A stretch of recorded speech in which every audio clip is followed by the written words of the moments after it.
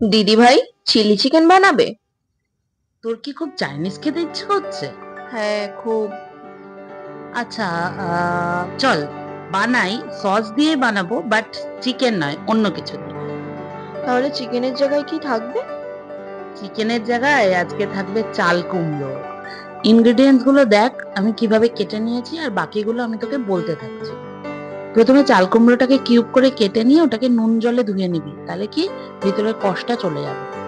চাল কুমড়োটাকে হালকা বয়েল করে নিবি, এর জন্য অবশ্যই জলে কিন্তু নুন দিবি। বয়েল হয়ে গেলে ওটাকে স্টেন করে রেখে দে। এবার চল একটা মিক্সচার বানাই। দেখ, ম্যারিনেশনের জন্য 1 টেবিল চামচ জিঞ্জার গার্লিক এবং গ্রিন চিলি পেস্ট দিবি, আর স্বাদ মতো নুন দিবি। আরে বাবা, মনটা এদিকে দে।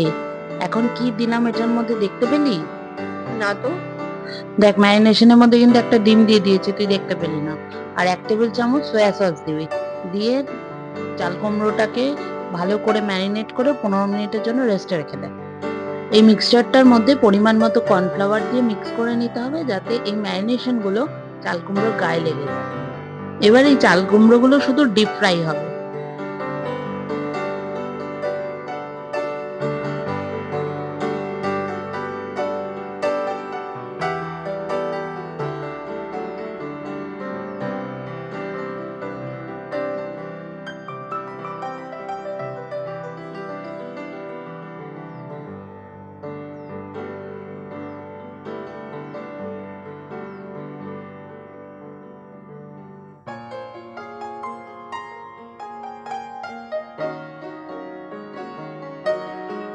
চল এবার গ্রেভির জন্য কিছু সস মিক্স করি।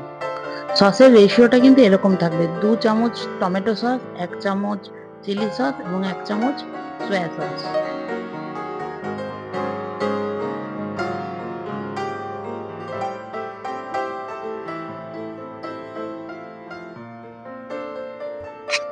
এবার একটা ফ্রাই প্যানে তেল গরম করে ওর মধ্যে চপ জিঞ্জার গার্লিক এবং গ্রিন চিলি সতে করে নেব।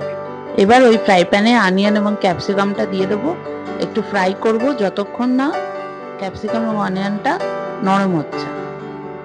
সস দেওয়ার সাথে সাথেই কিন্তু চাল কুমড়োটাও দিয়ে দিতে হবে, কারণ সসটা যদি তুই বেশিক্ষণ প্যানে রাখিস তাহলে কিন্তু ওটা ড্রাই হয়ে যাবে এবং টেস্ট চেঞ্জ হয়ে যাবে। তো তুই চাল কুমড়োটা দিয়ে নাড়িয়ে নিলি। এবার যদি তুই মনে করিস যে তুই একটু সেমি গ্রেভি খাবি, তাহলে একটু ওয়াটার অ্যাড করবি আর কর্নফ্লাওয়ার গুলে ওর মধ্যে দিবি। আর যদি মনে করিস এরকম ড্রাই রাখবি, তাহলে জাস্ট নামিয়ে নিবি। এবার দাঁড়া দাঁড়া, তোকে একটা কথা বলতে ভুলে গেছি। সল্টটা কিন্তু একদম লাস্টে দিবি এবং চেক করে নিয়ে দিবি, কারণ সয়া সসে কিন্তু প্রচুর পরিমাণে সল্ট থাকে।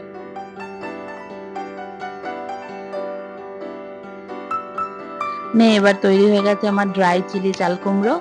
নমস্কার, আমি রাঁধুনি দেবলীনা। ক্যামেরায় আমি মৌ।